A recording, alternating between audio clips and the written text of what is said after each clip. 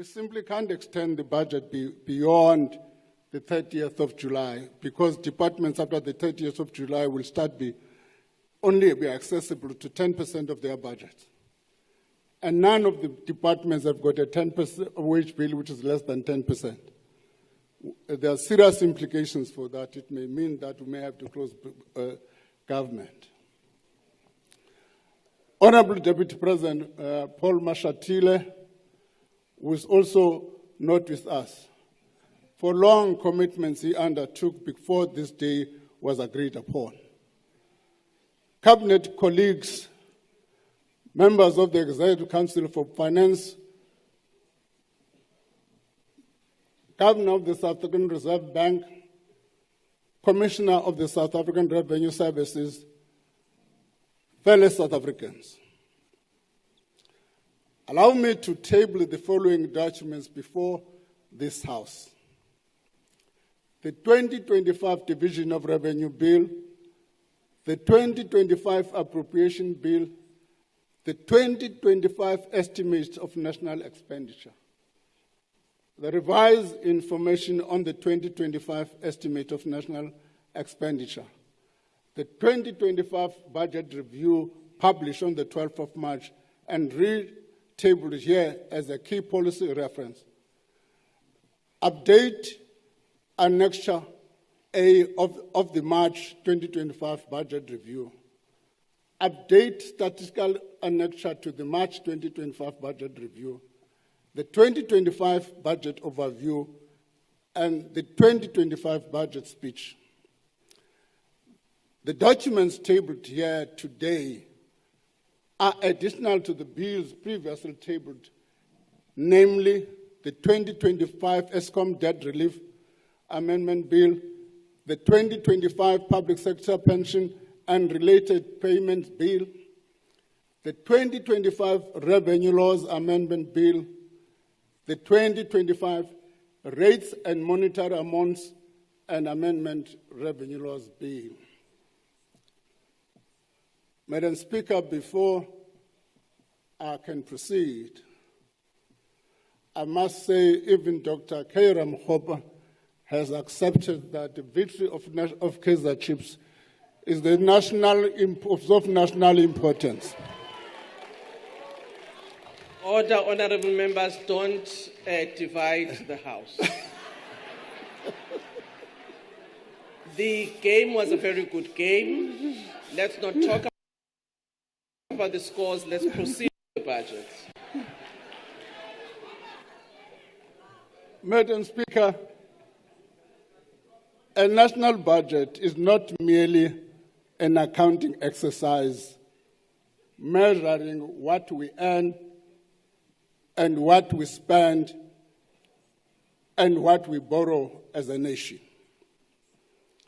It is a reflection of the difficult trade-offs needed to balance fiscal sustainability while simultaneously addressing the developmental goals. It is unsurprising then that the increase to value-added tax proposed on March 12 created so much debate. A vital debate, no doubt, but one that also created some uncertainty. There's clarity now that will remain at 15%. The decision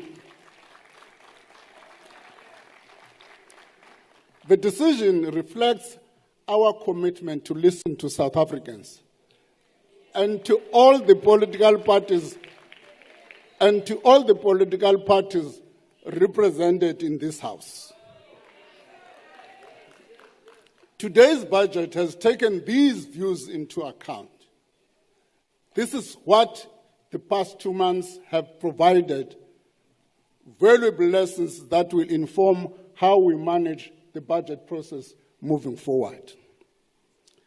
The reality, however, is that the decision to do away with the VAT increase without a viable alternative source of revenue significantly reduce our ability to fund additional government programs and projects to the extent we had deemed necessary. It directs 61% of every rand of consolidated non-interest expenditure towards the social wage. This is money that will be spent to fund free basic services like electricity, water, education, healthcare, affordable houses, as well as social grants for those in need. This budget invests over 1 trillion in critical infrastructure to lift economic growth prospects and improve access to services. Madam Speaker, this is done without compromising the fiscal strategy of sustainable public finances. We have achieved this difficult balance by reducing additional spending over the medium term by 68 billion rand. Let me repeat because there's confusion. We are saying by reducing additional spending is not cutting budget. There's a difference between the two. There's a difference between the two. What we've been fighting over these 3 months has been by how much we should increase budget, not by how much we should be cutting the budget. So what is being reduced is additional spending. These reductions are primarily aimed at provisional allocation, not yet assigned to votes. Simply put, this means baseline allocations across all spheres of government remain largely unchanged. Instead, the size of the proposed increase to allocation is reduced in line with what we can afford. Our focus going forward is threefold. Our focus, as I've indicated, is threefold: balancing the budget through spending efficiencies, strengthening revenue allocation, and giving expression to the medium-term development plan. This undertaking is not insurmountable if we work together, stay focused, and persevere to chart a better course for our economy and our people. Turning to the economic outlook, Madam Speaker, much has changed since our last appearance in this House. The most troubling changes are the global economic developments, which have, in the short space of 2 months, already had a significant impact on the domestic economic outlook. The global economy is facing heightened trade tensions and elevated policy uncertainty with worrying economic consequences. The International Monetary Fund now projects global growth at 2.8% in 2025. This is 0.5% points lower than January estimates. Similarly, global trade is projected at 1.7% in 2025, which is also much lower than the January estimate. At the same time, inflation expectations are now above central bank targets in many advanced and emerging economies. And new trade barriers may raise inflation and prolong the cycle of higher interest rate.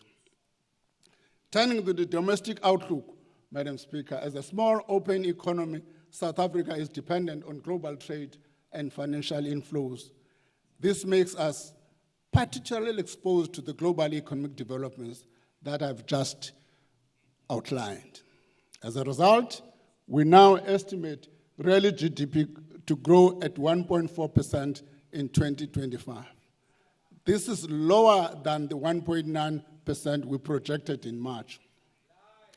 Over the next 2 years, we project real GDP growth to rise moderately to 1.8% in 2028, 1.6% in 2026, and 1.8% in 2027. Looking further ahead, the risks to the outlook remain elevated. These include the worsening global outlook, weaker than expected growth in the fourth quarter of 2024, the persistence of logistics constraints, and higher borrowing cost. These developments are a vivid reminder that we must urgently turn the tide on our economic prospects and get our fiscal affairs in order. Faster, Inclusive growth that creates jobs is the only path towards a more prosperous South Africa. Attaining this growth must be our national obsession. We have all a stake and a responsibility to work towards this goal. Honorable members, our strategy for faster growth and to shield our country from the worst impact of an increasing uncertain global environment remains anchored on 4 pillars, as we have said in the past. Maintaining macroeconomic stability, implementing structural reforms, improving state capability, and accelerating infrastructure investment.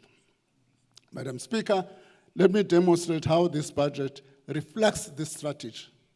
First, maintaining macroeconomic stability promotes low and stable inflation, and lower interest rate will enhance the country's ability to withstand external shocks. In turn, this creates a conducive environment for investment, savings, and job creation. Honorable members, prudent fiscal policy is a key component of maintaining macroeconomic stability. The balanced fiscal strategy we are presenting today reflects this. It stabilizes debt as a percentage of GDP, achieving a primary surplus, expanding infrastructure investment, and supports the social wage. In 2025-26, government debt is projected to stabilize at 77.4% of GDP. While this is 1 percentage point higher than projected in the March 12 budget, it is mainly due to lower nominal GDP. The main budget deficit decreased by 8 billion over the MTF, compared to our estimates in March. This narrow deficit is enabled by the steady expanding primary surplus.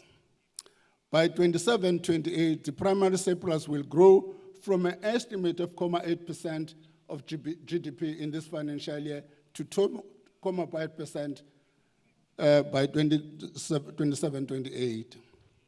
Madam Speaker, a growing primary surplus means that our revenue will continue to be larger than our non-interest expenditure over the next 3 years. This contributes to a lowering of gross borrowing requirements, resulting in lower debt and in lower debt service cost over time. However, debt service costs remain high, amounting to more than 1.3 trillion over the next 3 years. Put differently, this means in the year 2025-26 alone, we are spending around 1.2 billion per day to service our debt. We must agree this is not acceptable. This is more than what we spend on frontline services such as health, the police, and basic education. We must maintain our efforts to reverse this trend and prevent the cost of debt from robbing us of the resources that we could otherwise be spent on pressing social needs or to invest in growth. The fiscal strategies is how we will drive down the debt to GDP ratio, slow the growth of the debt service cost, and rebuild our fiscal buffers. And in this way, shield ourselves from an increasingly uncertain and unpredictable external environment. To address this persistent fiscal imbalance in the medium to long term, we have published a discussion document on fiscal anchors. The consultation with a range of stakeholders and experts on this paper are ongoing. Madam Speaker, a bigger, faster growing economy and the larger fiscal resources that come with it are the key to build up the fiscal room we need to meet more of our developmental goals. The second pillar of the economic growth strategy is our continued commitment to implement growth-enhancing structural reforms. Through the first phase of Operation Vulindlela, bold and far-reaching reforms were implemented in the next work sectors and the visa regime. As a result, numerous economic bottlenecks have eased. New investment unlock and the growing potential of the economy enabled. Yet the economy still faces constraints. During the launch of the second phase of Operation Vulindlela 2 weeks ago, the President amply pointed out that, and I quote, "Our economy needs to grow much faster to create jobs that we need and to achieve prosperity for all," close quote. The second phase will therefore focus on the following areas: seeing through the existing reforms in energy, water, logistics, and in the visa regime, improving the performance of local government. This includes professionalizing utilities, appointing suitably qualified people to serve in senior positions, and reviewing the local government fiscal framework, harnessing digital transformation in order to drive the adoption of digital technologies in government and build a digital public infrastructure for use by all South Africans. Addressing this apartheid legacy of spatial inequality, reforms will include changes to the housing policy and accelerate the release of public-owned land and buildings. This will also entail clearing the backlog of title deeds for affordable housing and a comprehensive regulatory review aimed at removing barriers to the development of low-cost housing. Tackling these structural concerns will ensure that impediments to faster growth are removed. Madam Speaker, the budget process this year has been contentious, mainly due to the tax proposal announced on March 12. I want to assure the public and this House that the aim of the March 12 budget was to balance the necessity of growing the economy with the equally urgent need to repair and rebuild public finances. This remains our goal, and as I've already said, the proposed increases in VAT rate in 25, 26, 27, 28 have been dropped. As a result, the expansion of the zero-rated basket, which was included to cushion poorer households from VAT rate increase, falls away. Madam Speaker, compared to March estimates, tax revenue projections have been revised down by 61.9 billion over the 3 years. This reflects the reversal of the VAT increase and the much weaker economic outlook. In this difficult environment, it remains vital that we still take actions to increase revenue to protect and bolster frontline services while expanding infrastructure investment to drive economic activity. To this end, the budget proposes an inflation-linked increase to the general fuel levy. For the 2025-26 fiscal year, this will only new tax proposal that I'm announcing. This is the first fuel levy increase in 3 years. It means from the 4th of June this year, the general fuel levy will increase by 16 cents per litre and 15 cents per liter of diesel. Unfortunately, this tax measure alone will not close the fiscal gap over the medium term. The 2026 budget, therefore, need to propose new tax measures. I repeat, the 2026 budget will therefore need to propose new tax measures aimed at raising 20 billion rand. We have allocated an additional 7.5 billion over the medium term to increase the effectiveness of the South African revenue services in collecting more revenue. Part of this allocation will be used to increase collection from debts owed to the fiscus. SARS has indicated that this could raise between 20 billion and 15 billion and 50 billion in additional revenue per year. Another part of the additional allocation to SARS will be used to improve modernization. This will include targeting illicit trade in tobacco and other areas, which should boost revenue over the medium term. As SARS utilizes this investment to raise additional revenue, which I believe can be at least 35 billion, The 20 billion to close this current revenue gap will not have to be raised through taxes. Madam Speaker, let me call on every South African, be they individuals, small business operators, large corporations, to honor their tax obligations and contribute to the building of a better and more equitable nation. To all taxpayers that continue to pay their taxes, thank you.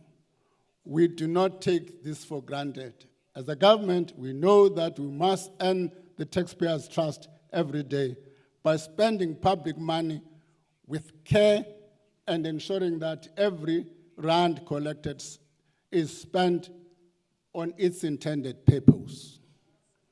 We recognize the urgent need to do more to achieve this goal. We are not deaf to the public's concern about wasteful and inefficient expenditure. Our commitment to collect taxes must be matched by better efficiencies in how that money is spent. It must be matched by much stricter oversight that quickly identifies problems and provides timely solutions when things go wrong. Honorable Speaker, members of Parliament, and fellow South Africans, before I continue, allow me a moment to share with you an open letter from a young medical student, Sarah Stein from the University of Cape Town. I've read and reread this letter since it was published on the 7th of May.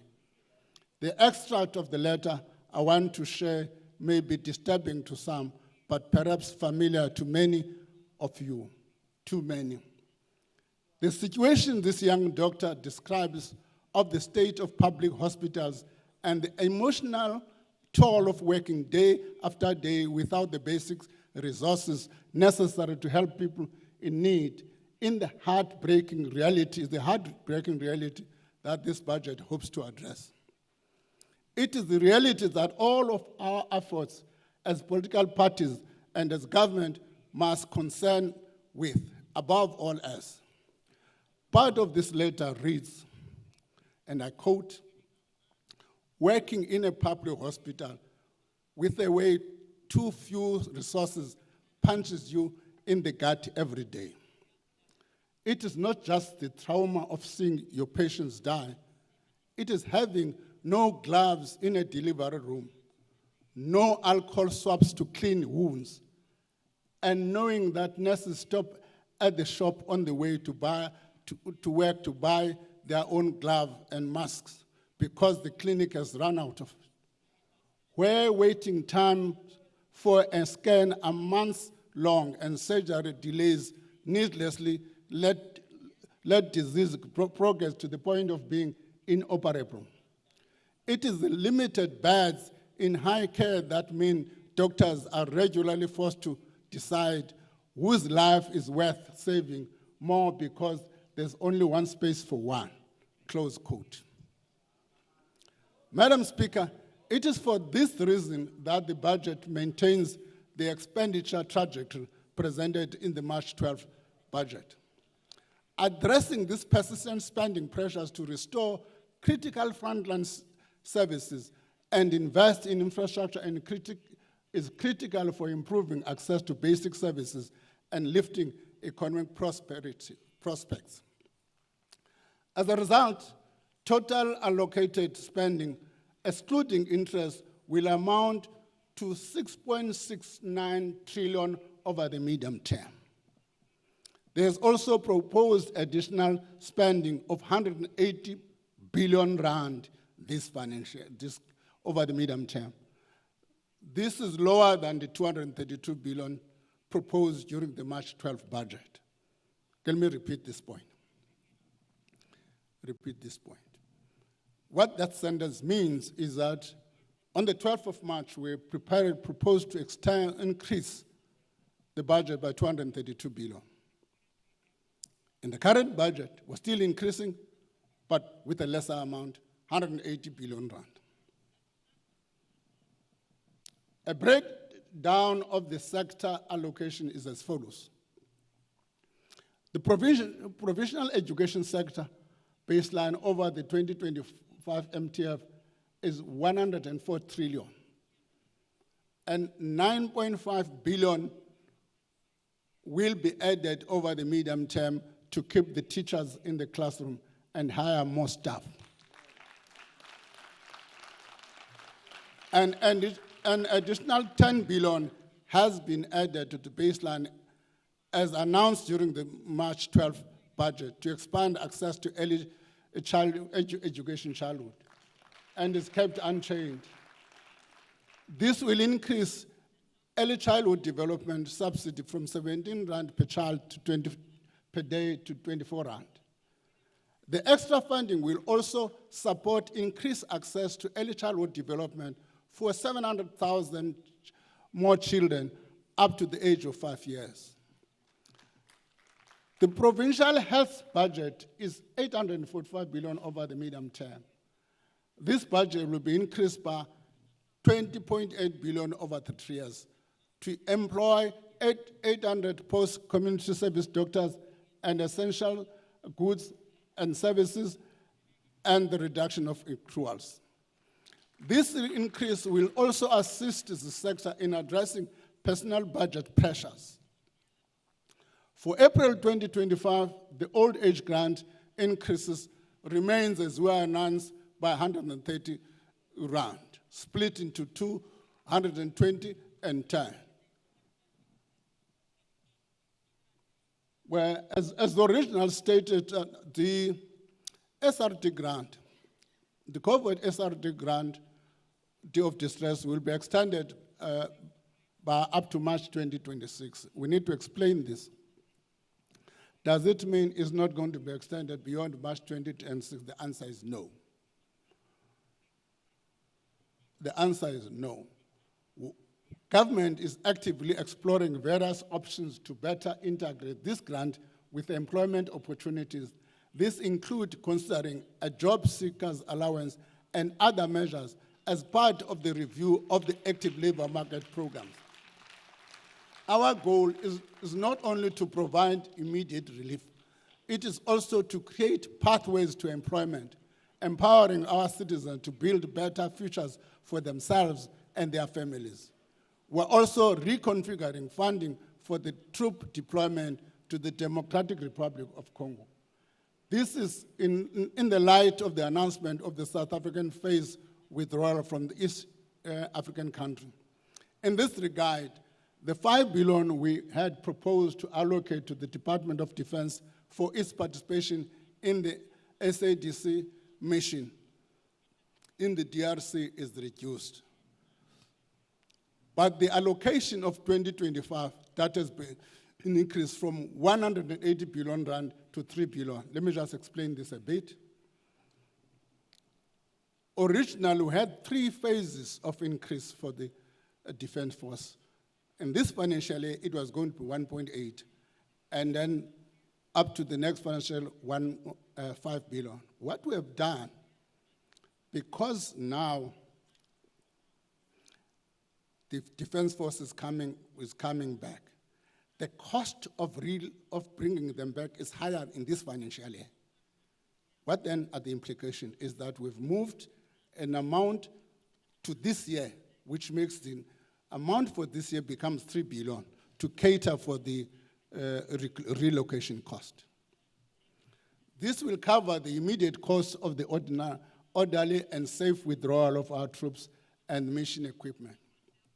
Madam Speaker, 1.4 billion is allocated to support the preparation for the upcoming local government elections.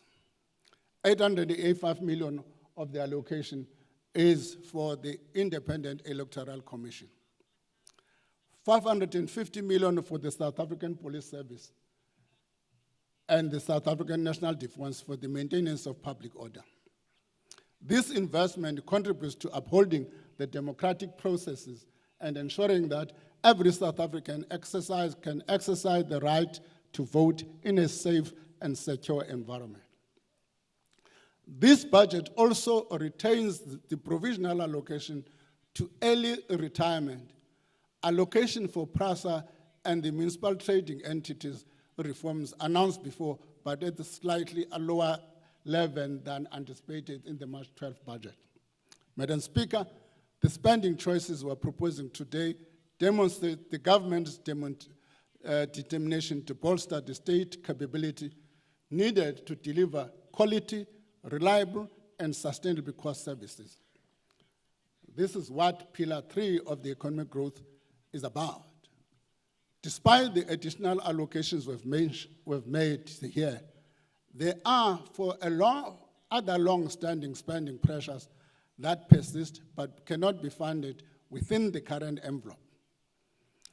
This is the nature of the policy trade-offs, prioritizing what we can do now and what we must postpone and spend on later when our resources allow. The spending pressures that may require funding later this year include, among others, the withdrawal of the Presidential Emergency Plan for AIDS Relief called PEFRA funding, particularly which was through the USAID. We've not made provision for the allocation for that now. The Department of Health has just given us the numbers a couple of days ago. Once the resources allow, we'll deal with this matter. The budget facility for infrastructure, the Passenger Rails Agency Service, PRASA, as rolling stock, accommodating population changes that impact on the provincial equitable share allocations. We have done a change in the equitable share which impact negatively on certain provinces, and we've agreed we must cushion the impact on those 3 provinces. Strengthening the capabilities of the Office of the Chief Justice and the Statistics South Africa. Political party funding is not catered for here. Additional, I'm not saying which is coming through Parliament as is entire, but additional political funding is not catered here, and provisional infrastructure for royal households. Also, what is not provided here at the cost of the national social dialogue. Madam Speaker, the government will consider government guarantee support for Transnet to enable the entity to refinance maturing debt and to enable the execution of its capital investment program. Honorable members, when an economy underperforms, as ours has over the last decade, it generates less tax revenue while requiring increased social spending, widening budget deficit, and accelerating debt accumulation. To be successful, our strategy of maintaining fiscal discipline while investing in growth demands that we prioritize high-impact expenditure. These are expenditures that deliver economic returns while eliminating inefficiencies, waste, and leakages that too often plague the government spending. To tackle this, the National Treasury is undertaking expenditure reviews looking at more than 300 billion in government spending since 2013, with the aim of identifying duplication, waste, and inefficiencies. We found potential savings of about 37.5 billion over the time through improved oversight and political changes through these reviews, operational changes. Going forward, underperforming programs will be closed as the 2026 MTF budget process undergoes redesign. New reforms will target infrastructure planning and implementation across provinces and municipalities. A data-driven approach to detecting payroll irregularities will also replace the most costly method of using census. This initiative will cross-reference administrative data sets to identify ghost workers and other anomalies across government departments. Part of the goal of these initiatives is also to remove the regulatory burden on business. Madam Speaker, to be successful, not just technical solutions are required. Sustained political backing at the high level is needed to overcome departmental resistance and to protect whistleblowers who expose irregularities and wastage. I'm happy to say that this political backing has already come from the President, Cyril Ramaphosa, Deputy President Paul Mashatile, as well as my cabinet colleagues. Just to stop, I was impressed with the discussion in cabinet on the 14th of this month. With no exceptions, all my cabinet colleagues backed the measures that I'm talking about today. Thank you, colleagues, for that. The President has also undertaken to establish a committee between the President and Treasury to identify wasteful, inefficient, and underperforming programs. I call upon all ministers, MSCs, DGs, HODs, and every official responsible for public funds to embrace these efforts and play their part. Madam Speaker, the division of national raised revenue will see 2.4 trillion of total non-interest spending allocated to provinces over the medium term. Municipalities will receive 552.7 billion over the same period. Of course, if I may just pause, there's always a disagreement between the different spheres as to who gets a better share of this. That's a battle. SALGA has undertaken a study which says 40% must go to municipalities. I said that's a battle between the different spheres. All I have is the envelope. As long as you can find each other within that envelope, I don't have a problem. So the split addresses the fiscal realities faced by provinces and local governments. The allocations will fund increases in the cost of bulk water and electricity cost provided for the free to needy households, for free to needy households. In 25-26, 83% of the local government equitable share provides for a free basic service package of 610 per month to 11.2 poor households. Honorable members, this package of free municipal services continues to be a key tool for reducing poverty and inequality, raising living standards, and facilitating access to greater economic opportunities. The reality is that sustainable local government finances does not depend merely on enforcement mechanisms, but on delivering genuine value to communities. Declining revenue collection rates are often a function of the quality of the services. Municipalities must recognize that quality service delivery is not just a constitutional obligation, but also a cornerstone of their financial viability. Tackling corruption remains a major priority of all arms of government. We're making progress in pushing back against action that is compromising our national interests.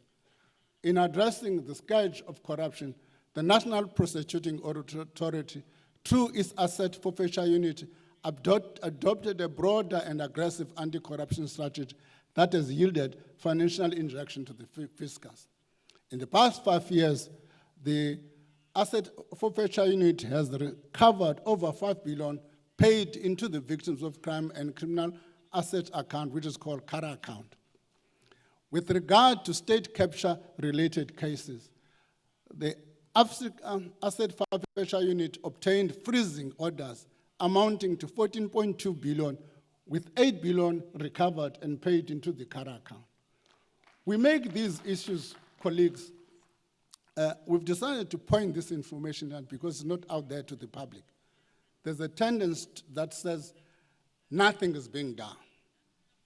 And I think we need to put this information into the public domain. Madam Speaker, quality infrastructure investment expands the productive capacity of the economy and responds to the diverse needs of the citizen. Infrastructure is also a rich source of jobs in construction, engineering, and related industries across a range of skill levels. It is for this reason that infrastructure is the fourth pillar of the growth strategy. And this budget demonstrate our resolve to change the composition of spending from consumption to investment. Allocation towards capital payments remain the fastest growing area of spending by economic classification. Public infrastructure spending over 3 years will exceed 1 trillion mark.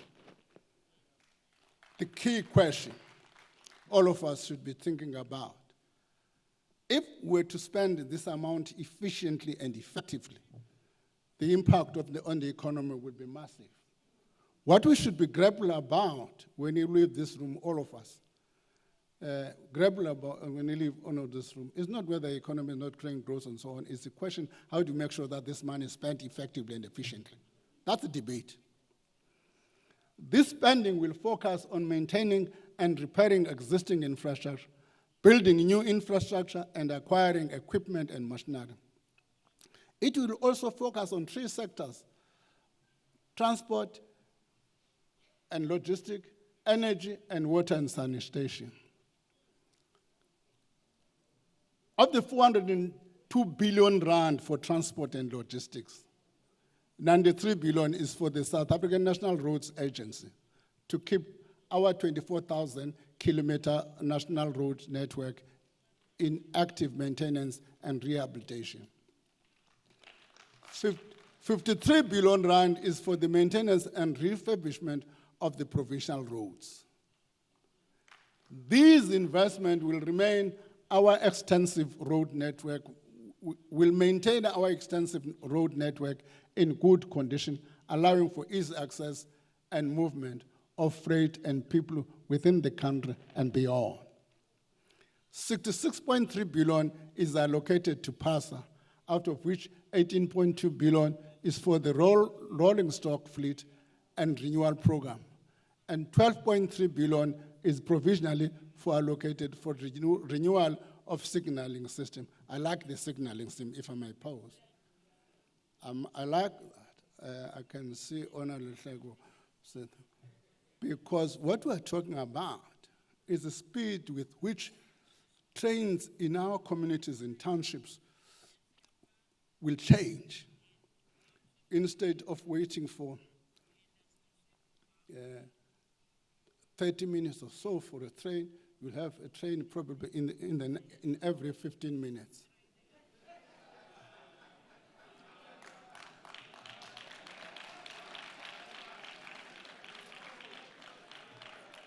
You know, the EFF colleagues remind me of the time when cell phones were introduced. I was still in COSATU,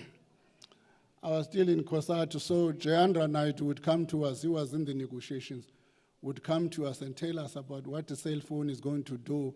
If you are in the field, you're going to take this thing from your banklight in rural areas.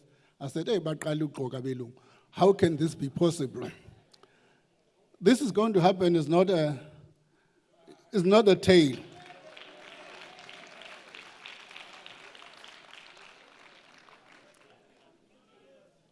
The spending will sustain progress in rebuilding the infrastructure to provide affordable commuter rail services. This will enable PRASA increase passenger trips from 60 million in 24-25 to 186 million to the end of the MTF period. Access to safe, reliable, and affordable commuter service is critical for low-income earners who spend more than 50% of their income on transport. You know, before I go to the energy sector, I made an example last time on the 12th, except that you didn't accept what I was trying to say, but let me repeat it. I made a comparison last time and said, the World Bank has published something which compares the worker from South Africa, same amount of money, and said a South African worker will end with a disposable income less. And it says why? Because the cost of transport for the South African worker is higher than the Indonesian worker. That's the difference. So it's quite important that if you are of concern about poor people, these things should be of interest to you. The energy sector will invest 219 billion rand.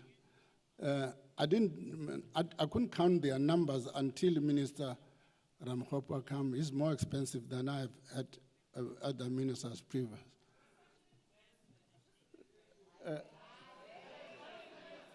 Order, honorable members. Let's allow Minister to continue. I'm old enough for him, so it's not a problem. So the 219 billion on strengthening the electricity supply network from generation to transmission and distribution. This includes investment in renewable energy projects which continue to contribute to stabilizing the power supply, resulting in reduced load shedding. Efforts to connect more renewable energy projects to the grid and expanding the transmission network through a multi-line transmission package remain on track. The water sanitation sector will spend 156.3 billion on expanding our water resources and service infrastructure, including dams, bulk infrastructure, service mines, factories, and farms. Honorable members, maintenance is important to prolong the life of our infrastructure assets, in addition to ensuring that infrastructure services are reliable and not unnecessarily interrupted. This is the reason our budget emphasizes the aspect of, in addition to building new infrastructure, to further support infrastructure delivery and improve spending efficiencies, the National Treasury continue to implement reforms that will facilitate greater private sector participation in the public infrastructure. The new regulations from public-private partnership were gazetted earlier this year and will take effect next month. These will reduce the procedural complexity of undertaking PPPs, increasing the deal flow and allowing government to leverage its limited resources to fast-track infrastructure provision. The National Treasury has developed enabling guidelines and framework to support the new guide regulation. Specifically, the unsolicited proposals framework will create clear rules for managing proposals from the private sector, and the framework for fiscal commitments and contingent liabilities will strengthen fiscal risk governance. These regulations and frameworks will be published in the next few weeks. The recently established private sector participation unit of the Department of Transport and Transnet are making progress in engaging the market on PSP's project. The PSPs will resolve and improve some of the critical logistic bottlenecks, win the elections first.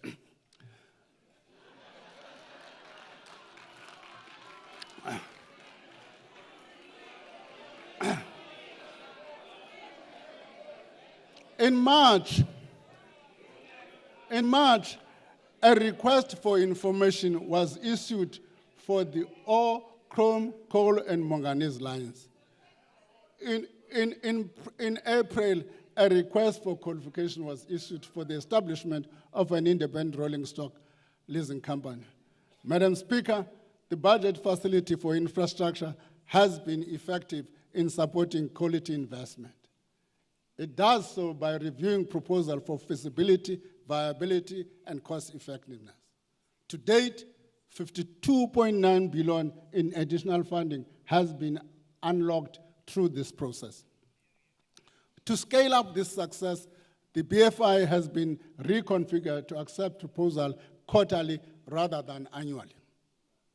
In this regard, I'm pleased to confirm that processes of issuing our first infrastructure bonds in 2025-26 remains intact.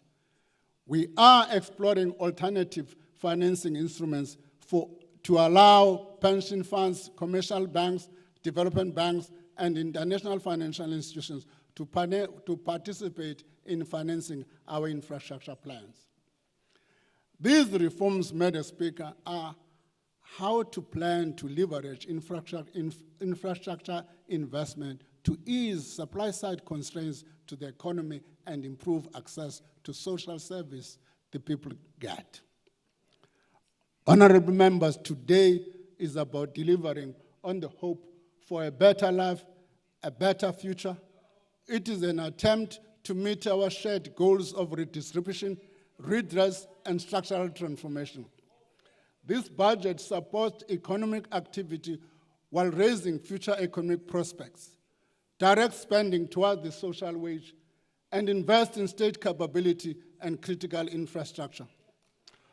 All the while promoting fiscal sustainability so future generations are not burdened by the decisions we make today.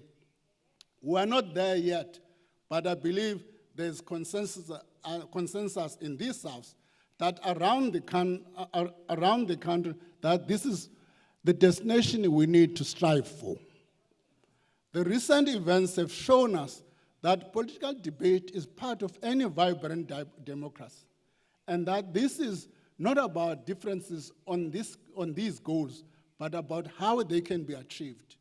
The debate and negotiations have deepened our understanding of policy trade-offs and institutional processes while giving citizens unprecedented visibility into our democracy's evolutions.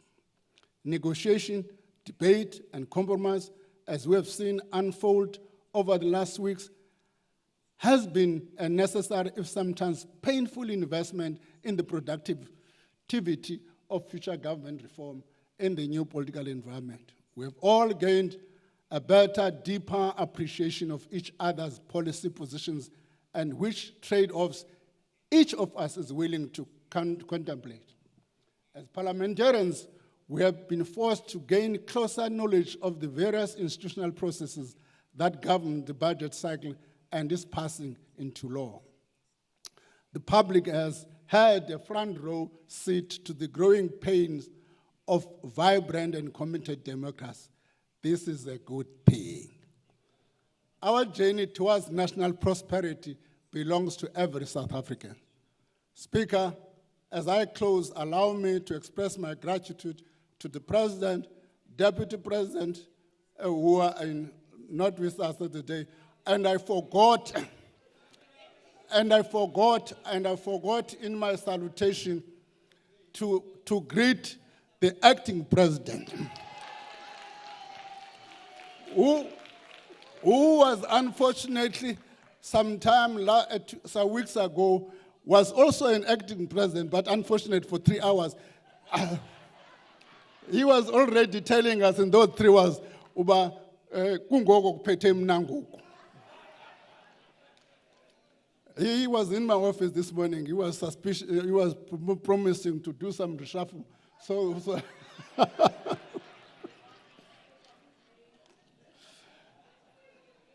congratulations, Kwat. President and Deputy President, I have to thank them for their support. Our country with them is in safe hands. My appreciation also goes